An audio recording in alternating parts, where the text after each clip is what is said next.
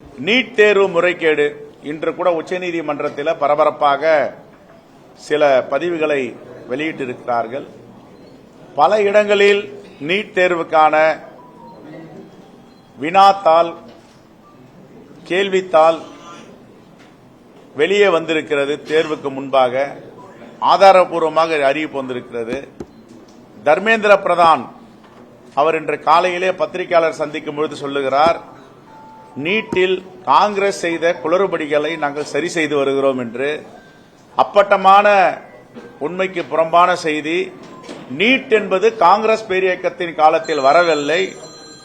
காங்கிரஸ் பேரியக்கம் 2014ஆம் ஆண்டு வெற்றி வாய்ப்பை இழந்தவுடன் ஆட்சி மாற்றம் ஏற்பட்டது.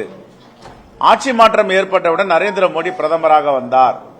நரேந்திர மோடி பிரதமராக வந்தவுடன் RSS இயக்கத்தை சார்ந்த அவர்களுக்கு உறுதுணையாக இருக்கின்ற சங்கல்ப் என்ற ஒரு NGO நிறுவனம் உச்சநீதிமன்றத்தை நாடி ஏற்கனவே கிடப்பில் இருக்கின்ற ஸ்டே ஆர்டரில் இருக்கின்ற இந்த நீட் தேர்வை நடத்துவதற்கு அனுமதிக்க வேண்டும் என்று பல காரணங்களை சுட்டிக்காட்டி உச்சநீதிமன்றத்தில் வாதியாக தன்னை இணைத்துக் கொண்டது. பிரதிவாதியாக இருந்த ஒன்றிய அரசு, மோடியோடைய அரசு, நாங்கள் நீட்டை நடத்துகிறோம் என்று கொண்டு வந்தார்கள். இந்த வரலாறு தெரியாமல் தொடர்ந்து காங்கிரஸ் செய்தது என்று உண்மைக்கு புறம்பான குற்றச்சாட்டுகளை சில அரசியல் கட்சிகள், குறிப்பாக பாஜக தொடர்ந்து கோயபல்ஸ் வேலையை செய்து வருகிறது. காங்கிரஸ் பேரியக்கம் ஆட்சியில் இருக்கும் போது ஒருபோதும் நீட் வரவில்லை. பாஜக ஆட்சியில் தான் நீட் வந்தது.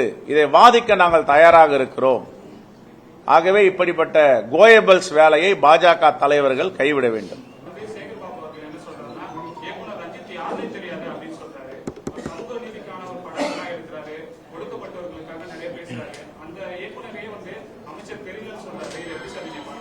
அவர் திரைப்படம் பார்க்கலன்னு அர்த்தம். திரைப்படம் பார்த்திருந்தா ரஞ்சிதா தெரியும். திரைப்படம் பார்க்கல, புத்தகம், அவருடைய புத்தகங்களை படிக்க. ஒவ்வொருவர்களுக்கு ஒரு பார்வை, ஒவ்வொருவருக்கும் ஒரு வரலாறு இருக்கிறது.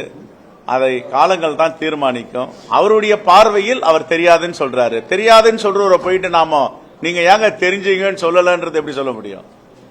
ரைட். அரசு பணியில் இருப்பவர்கள் RSS நிகழ்ச்சிகள் கலந்துக்கூடாதுன்னு ஒரு அரசாணை இருந்தது. ஆனா தற்போது அதை விலக்கு அளித்திருப்பதாக ஒரு தகவல் வெளியா இருக்கு. RSS நிகழ்ச்சிகள்ல அரசு பணியில் இருப்பவர்கள் எல்லாம் கலந்து கொள்ளலாம் அப்படிங்கிறது. இந்த அரசை, ஒன்றிய அரசை நிர்வகித்து நடத்துவதே RSS தான். RSS உடைய பின்புலம் இல்லாமல் ஒன்றிய அரசு கிடையாது. ஆட்சியை நடத்துவது RSS. முகம் தான் நரேந்திர மோடி. செய்திகளை உடனுக்குடனும் துல்லியமாகவும் தெரிந்து கொள்ள சப்ஸ்கிரைப் பண்ணுங்க.